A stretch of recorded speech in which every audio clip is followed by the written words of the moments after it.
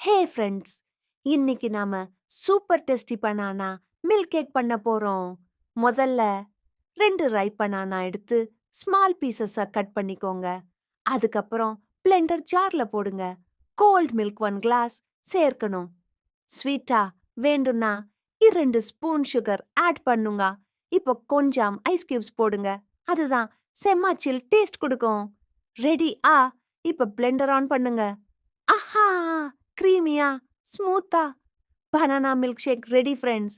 கிளாஸ்ல போர் பண்ணி மேல நட்ஸ் அல்லது சாக்லேட் சிரப் போட்டா வேற லெவல் டேஸ்ட் இருக்கும்.